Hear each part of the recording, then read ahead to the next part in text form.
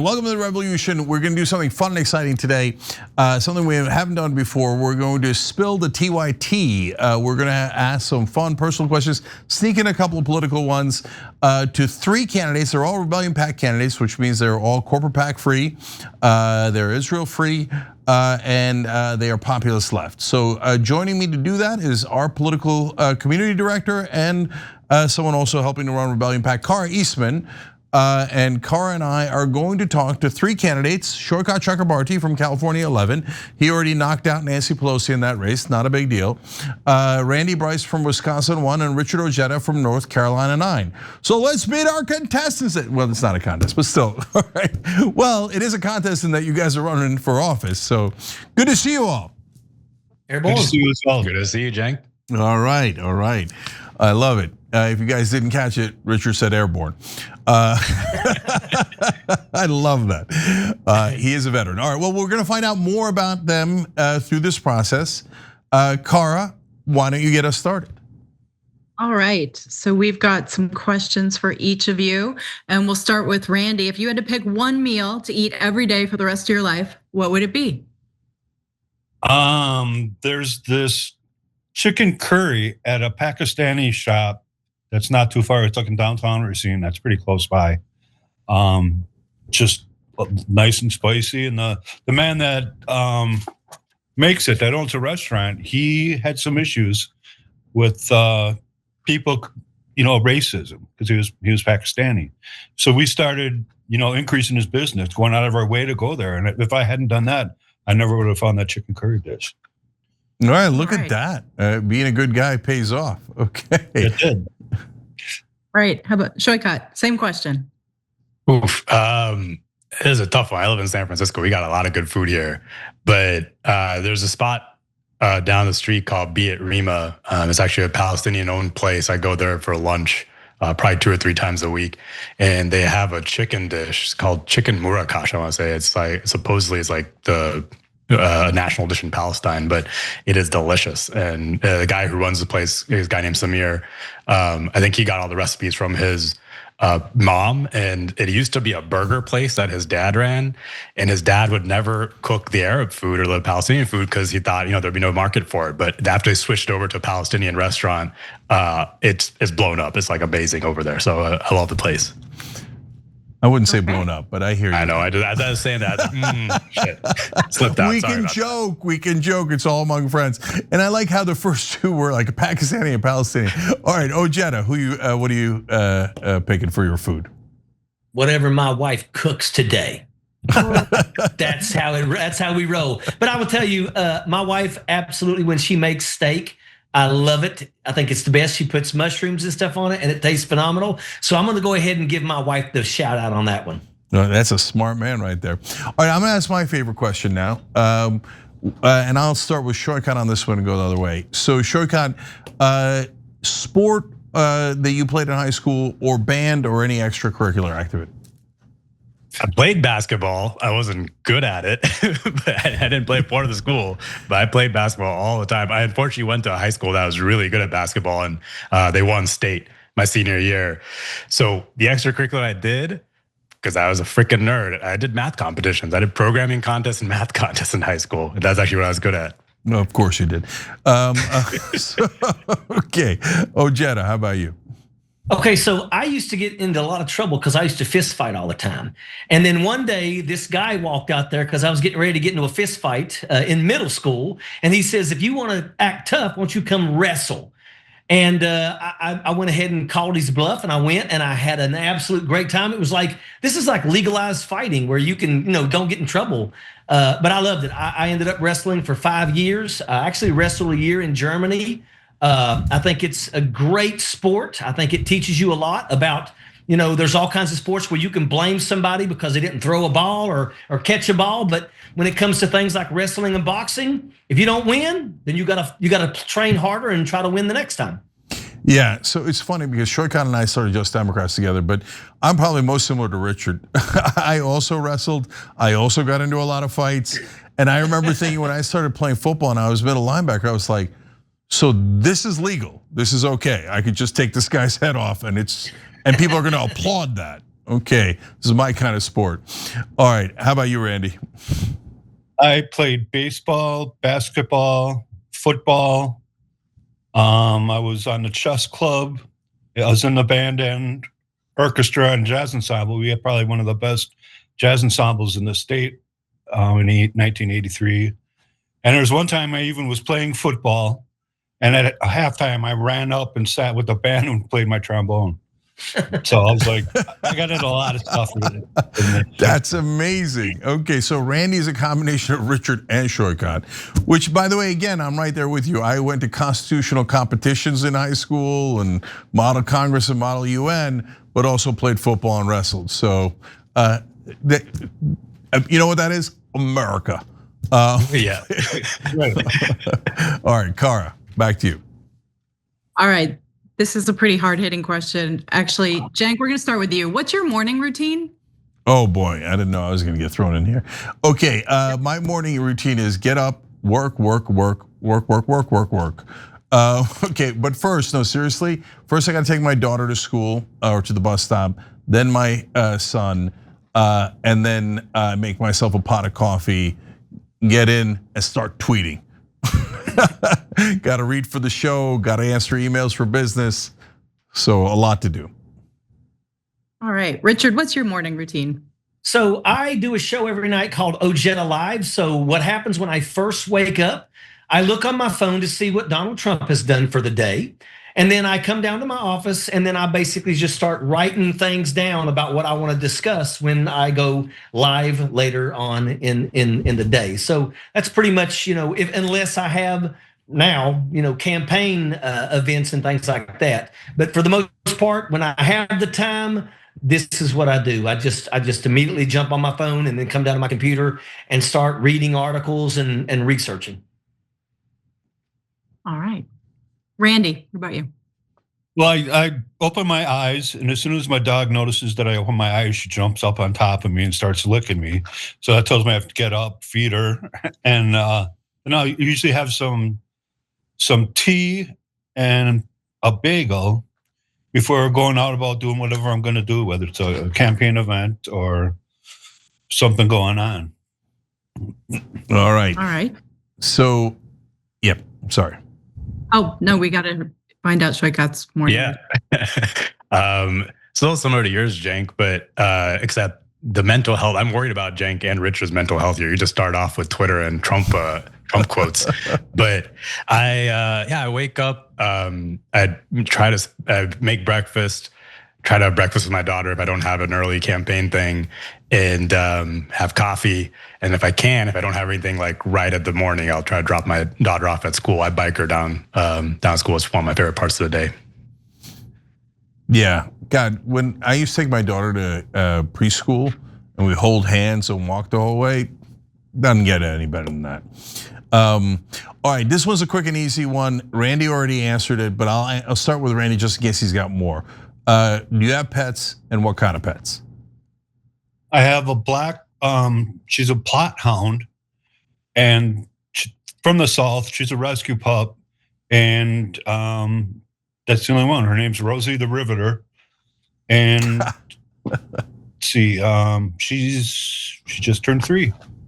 Okay, that's perfect because Randy's also known as IronStache. He's an iron worker. So Rosie the Riveter. I mean, it doesn't get any better than that, right? And Randy, is there anything you haven't rescued yet? Oh, right, Wisconsin won, but that's going to happen soon. Right. All right. How about you, Richard? So I had an English bulldog by the name of Bud Charles II for 16 years, and I'm going to be honest with you. When we lost him, it broke us. I mean, my wife was the most amazing when it come to that dog. We have 2 cats now, but we kind of we feel like we can't get another dog because we feel like it's like cheating on Buddy. I mean, this was the best dog. An English bulldog has a life expectancy of 8 years. And the veterinarian told us that we had a perfect specimen of a bulldog. He had no eye issues, no tail issues, and lived to be 16. And it was really, really hard to say goodbye. All right, shortcut. Don't want to kill the mood. Sorry. It's okay. It's a real answer. Yeah, it's a beautiful thing. We do not have a pet. My 6-year-old kid is on the beat trying to get us a dog, but I'm like, oof, this is enough that my wife's doing right now with me running for Congress. So I don't know if we can get a dog right in this moment. Yeah. So Cara, we had a guest appearance by one of your pets. Who was that? That was Sammy, and the other one is Zoe. They're brother and sister. They're bonded, and every time I'm on a Zoom, they decide they need to show their faces on a Zoom. So they are very well trained. Yeah. I hog it up the camera. I don't know anybody like that. All right, Cara, you're up. So a couple of things. One, for people in the audience, if you want to ask a question, go into the members chat on tyt.com, and I'll try to field some of those for you.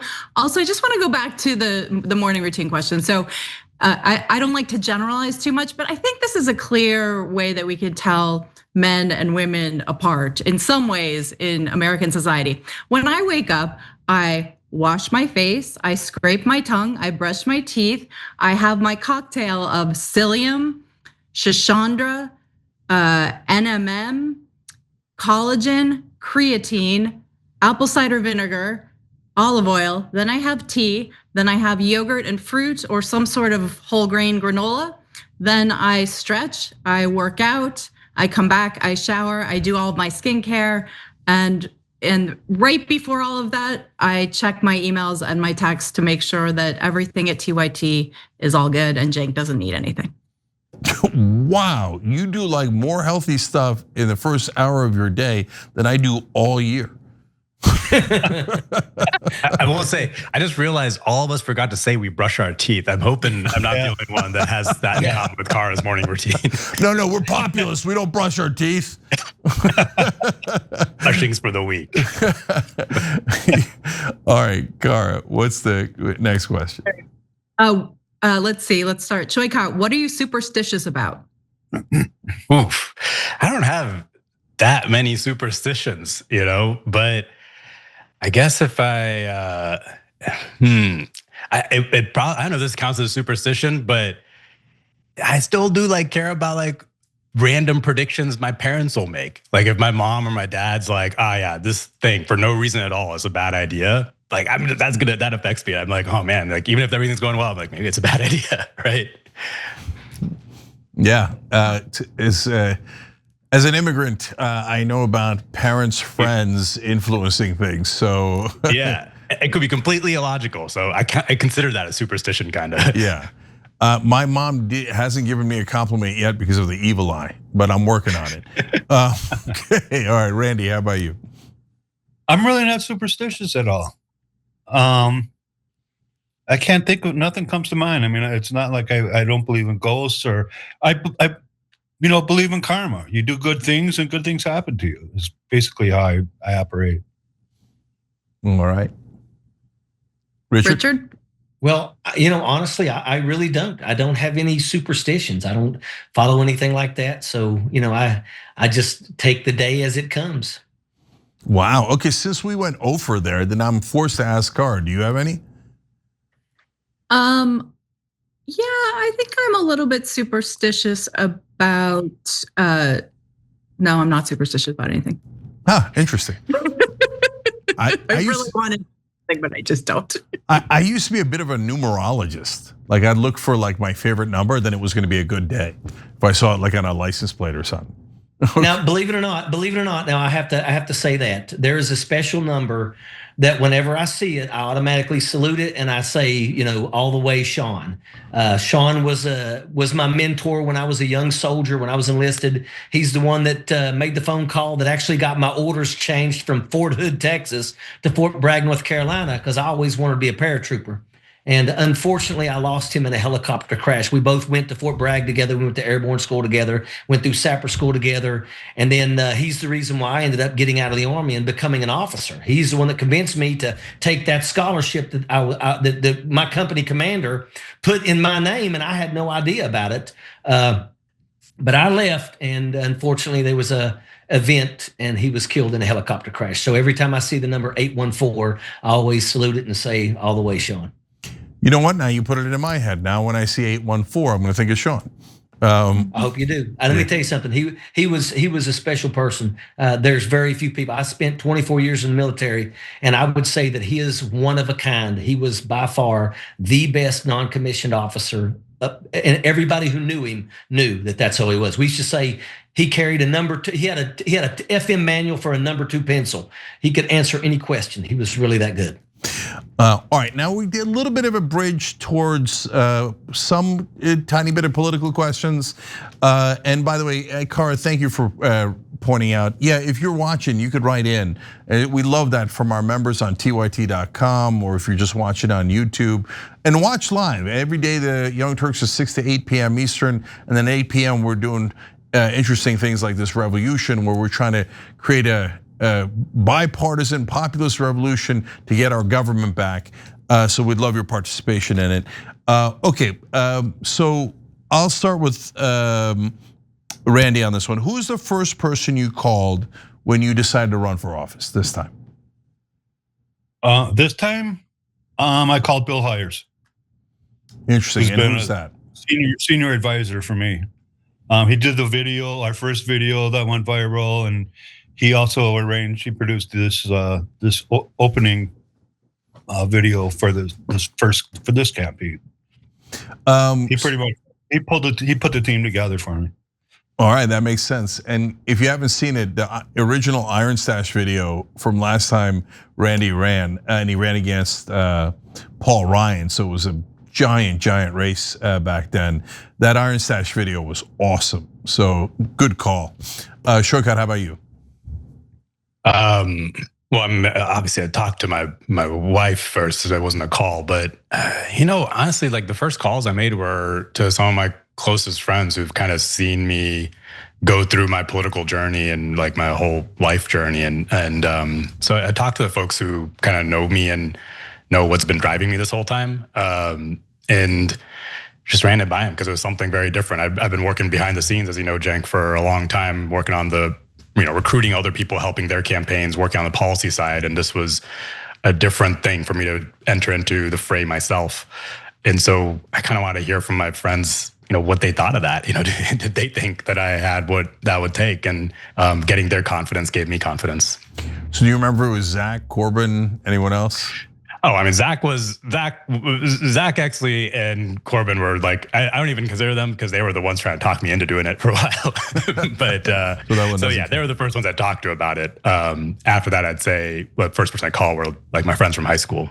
Yeah, Zach Exley and Corbin Trent were a huge part of Just Democrats. In fact, communications director for Corbin, one of the founders for Zach. And Saikat's known them for a long time. Okay, how about you, Richard? Yeah. So obviously, speaking to my family, that was important. But I contacted the people that were on my campaign team back in 2018. As you know, we were #1 in flipping red votes blue across the country. And I'm going to tell you that it was absolutely wonderful when every single one of them basically said, "Let's go."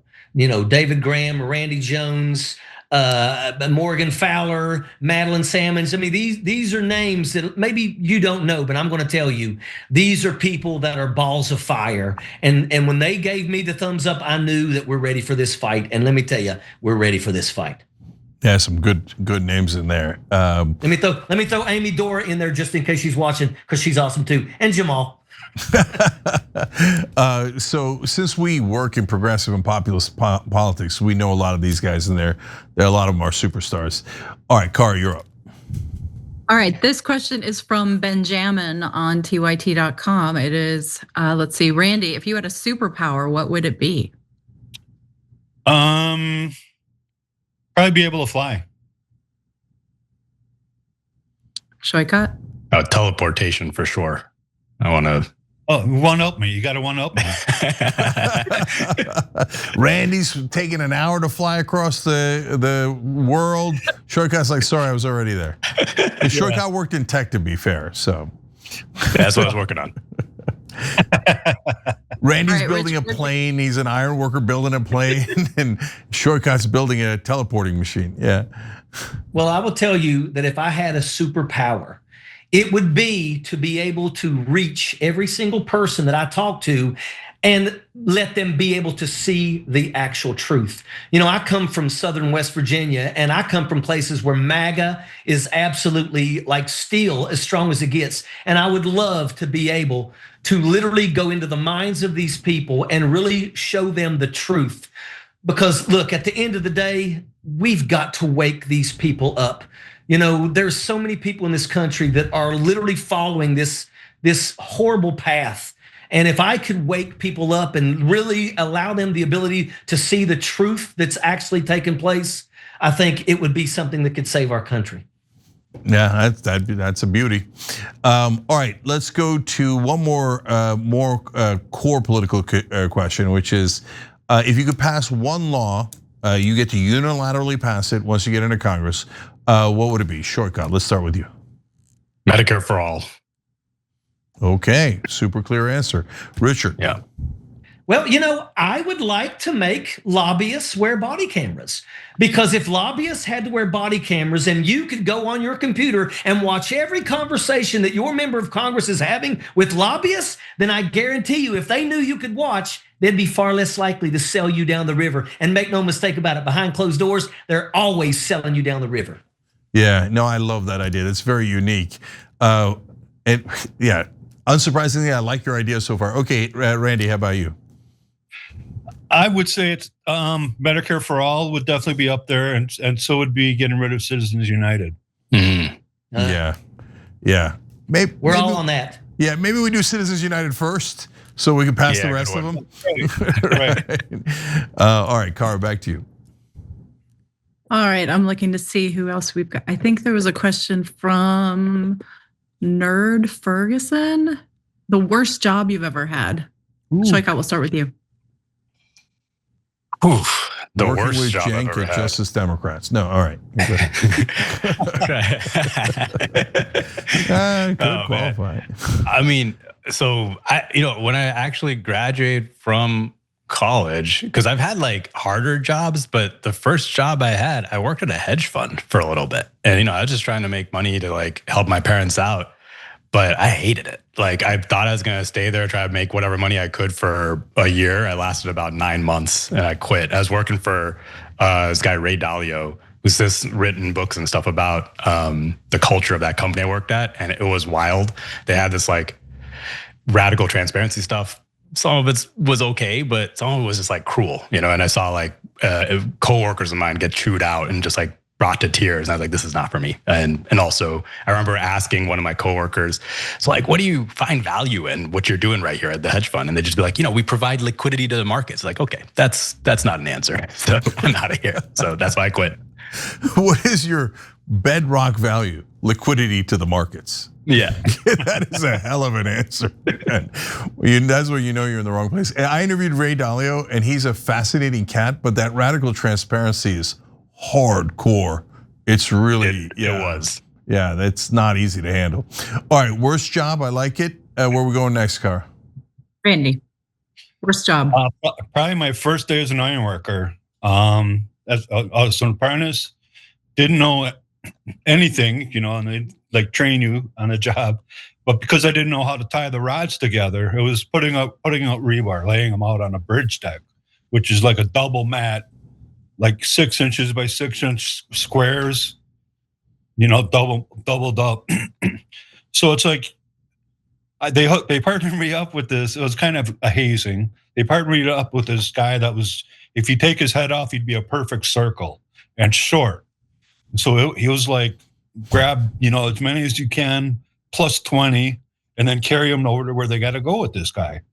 And it's like, because it's a double mat, your feet always tend to like want to slip in there, and if you slip in there, you're gonna go, your bars are gonna go flying, and the other guy's probably gonna go flying too. But after I learned how to tie pretty quick though after that, because I went home, my shoulders were purple and black from carrying rebar on it, and it took me like 10 minutes to get up a flight of steps. And I talked to my mom's boss, and she was like, "Does it look like Coca-Cola when you pee?" I was like, "Yeah." "How did you know?" She's like, You're literally peeing blood." Yes. it'll take a couple weeks before you feel normal. But I went back because I already put in my 2-week notice for the job that I left to become an iron worker. So there was no. I was like, I was pretty committed at that point, and I stayed in. And then the next bridge deck I went to, I mean, I got in shape pretty quick. And so after that, it wasn't anything. It was like you take a break to carry rods, because otherwise, when you're tying rods on a bridge deck, it's basically standing up, but like bending over and tying your shoes. That's basically what it's like, standing like that all day. And if you stand up for too long, you get yelled at. Man, I thought it was corporate law was a bad job. That's a tough job. By the way, guys. Look, as you can tell, these are real Americans that have lived here, love this country, trying to make it better. We'll put the link to all their campaign websites down below. If you're watching this later, make sure you check them out. Go check out their policies. Okay, but Richard, you got an answer for the worst job? Yes. So first off, I've been a state senator. I've taught at the high school level. Spent 24 years in the United States Army. And I would tell you that if I had to pick a time, because I've loved all of the jobs that I've had, but if I ever had to pick a time when I could say that was the worst, when I was in Afghanistan, I was in an area on a 12-man team, and we were remote. I mean, we were out in the middle of nowhere, and rank. Sometimes they say, well, rank has its privileges, but when you're in a situation like that and everybody has to pull their weight. I mean, I can remember me actually having to, burn, what. So never fun burning waste, but everybody had to put in their time. Nobody was, and once again, I was okay with that because, regardless that I was one of the highest ranking folks at that location, it's about being a part of a team. So, and we needed that team when we had so many people that were just so few of us. Yeah, so when we started Young Turks, I suck at anything technical, so I couldn't help with like plugging in the wires or anything like that. So I was known as the lugger. So if anybody needed something lugged from one side to another, I'd step in. That was my role. All right, so I can't believe we're almost at half an hour. This is so much fun. Okay, back to personal stuff. What's your favorite TV show that you're watching right now? So let's start with Shortcut on that one. I've started and stopped multiple TV shows since starting this campaign. I'm trying to think of what the last one. I was rewatching Firefly, which is one of my favorite shows of all time, and that's what we're in the middle of right now, and I love it. So yeah, it's got to be that. All right, interesting. Richard? I just started watching Peaky Blinders, but I'm only on the second episode, so I'm still trying to get a better understanding. But I mean, it seems pretty cool. I think it's going to be a good show. Yeah, it's a badass show. It's about gangsters back in the day in the UK. You got to turn on the captions, otherwise it's hard to understand their English. Which is ironic, but anyways, Randy. Currently, I'm watching old episodes of All in the Family. Oh, wow. Okay. Well, shout out to Rob Reiner. Yeah, it's just, and that's part of the reason. Yeah. But it's, it's something how, Archie Bunker was portrayed and how opposite it was from his real person. Okay, I'm now going to tell you guys the most depressing personal fact out of this whole thing. When Archie Bunker was on the air, the guy who played Archie Bunker was younger than I am today. Yeah. Ouch. Okay. I know, isn't that crazy? That's a fact. Wow. That's a fact. Yeah. It was like he was in his 40s. Yeah. And then even by the end, he still was younger than I am today. You're looking better, Jenk. It's all right. Yeah. Oh yeah. That's I look so good. Okay. Anyway, well, maybe that'll be my last question to you guys. But we're almost out of time, so let's do a couple more. Carl, what do you got? Well, wait, Jenk, what are you watching? Oh, me. So I loved Severance on Apple, and so then I started Pluribus on Apple, which is like the same guy, Vince Gilligan, who did Breaking Bad and Better Call Saul. And so it's trippy, it's fun. Both of those shows are really trippy, gets you thinking. I like shows that make you think. But Vince, hurry up a little bit. Like he takes too long in every scene. I love you, brother, but let's go. We got places to go. Anyways, yes. Go ahead, Carl. All right. Let's see, Richard, if you could replace one government form with a single button, which form would it be? A government form? Mm-hmm. I'm a form. You know Something what? that you like go through the government to get. I mean, I really wish that it was easier for veterans to be able to get, their benefits. So if it was something government-wise, I really wish it was that, because a lot of people, especially your combat arms, will literally beat their body to death. And when they get out, they have to literally fight for sometimes years to be able to get, the injuries that they have sustained from their bodies. And that's a fact. I mean, it is a fact. If I could make that process an easy process, I would love to do that. So that's a tough question that Cara asked, but that's a great answer. And I'll back up what Richard's saying, because when I ran for office, every veteran I ran into said the same exact thing. Like, it's got to be way easier than this. This is crazy. It's got to get better. It's got to be better. All right. Yep. All right, Saikat. Yeah, I mean, I got two answers to this. One is, I think you're right about with veterans benefits, but like any attempt to get healthcare benefits in our system, like trying to get Medicaid benefits, trying to get Medicare benefits, like trying to file any like insurance claims, it all sucks. But I'm gonna say, your taxes, because you could replace that with a button. It's absolutely wild. Like the IRS has all the information to just file your taxes for you. And this is one of the things where we actually tried to make it legal, because currently it's illegal for the IRS to file your taxes for you. There's a law inside the appropriations bill that prevents the IRS from doing it. And guess why that law is there? Is because Intuit, the makers of TurboTax, pay tons and tons of money in campaign contributions to keep that illegal. And it's like we tried to fight against that when I was in there as AOC's chief of staff. And it wasn't the Republicans, it was like the Democrats who came after us and refused to change that law. Biden finally actually repealed it for a bit, and Trump put it back in because, I'm sure the CEO of Intuit probably paid a bunch of money into his inauguration fund or something. But I'm gonna pick that because we can't actually replace that with a button. Just quick editorial note that's why the Saikat was not very popular in Congress when he was AOC's chief of staff, because he would call out Democrats too, and they didn't seem to love that. But that is exactly the right thing to do. So what would you do in Congress is a question we normally ask in political conversations. But in Saikat's case, we already have a good sense of. Hey, Jake, if I can kind of interject here on something, and I think that all three of us would be in agreement with this. We take back power and we get the majority. We had better hit the ground running with legislation ready to drop immediately, because that's what needs to happen. We need to solve problems and solve problems fast. And if Democrats are the ones dragging their feet, then they need to be called out on dragging their feet.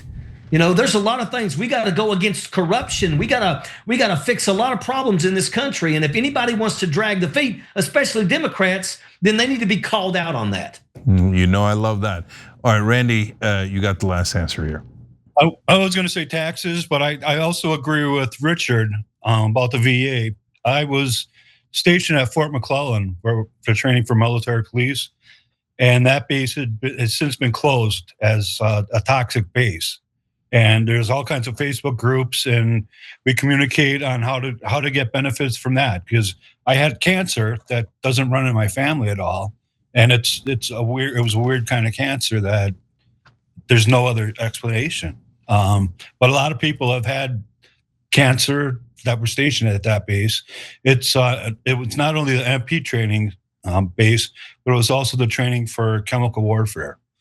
And I mean, so we crawled on the ground, after they stored all kinds of Agent Orange, and that's where they had the munitions there, and we're crawling around in all of the dirt. And then a few years after I got out of the Army, I found out that's when I had cancer, and I was like, how did this happen?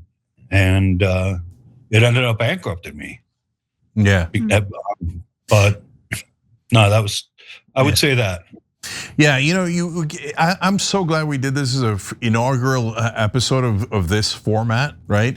But we really do get to find out about you. So, I mean, Randy's had a lot of hardship. Ojeda's had a lot of people and pets die around him. But since he was in the service for so long, that's literally true, right? And that's super hard. And so, yeah, and so, but we're out of time. So I got to ask you one and a half last questions real quick. Okay, this one is favorite workout, because I'm actually curious. Ojeda, how about you? I absolutely love buys and tries, my brother. Love them. Love them. Okay, I love it. You gotta bring the beast. Shortcut, who is surprisingly cut. What's your favorite workout? I mean, I do just normal, just hit the gym, do my squats, deadlifts, benches. But if my favorite is playing basketball, like I love playing a good game pickup. Okay, Randy? Riding a bike and going on the rowing machine. All right, and the last half question is, we'll start with Randy and go backwards. Who's gonna win the Super Bowl, Patriots or Seahawks? Seahawks. I think they're such a phenomenal team. They're pretty solid all around. Richard? I'm gonna catch flack, but I'm Seahawks. You don't have to catch flack for that. Shortcut. Yeah, I'm gonna say Seahawks just so I can say that the Niners would have won if they had just gone past the Seahawks. I don't know about that. Okay, but a good answer coming out of San Francisco. All right, Shortcut's California 11. Ojeda is North Carolina 9. Randy is Wisconsin 1. Okay, the links are down below. Make sure you're checking them out. They don't take corporate PAC money, so you got to help them out. These are real Americans trying to fight for you guys and fight for the average guy. So make sure you're helping them out. I love that you guys did this. I love that you thought of this, Cara. So thank you to all of you. Really appreciate it. Well, thank you.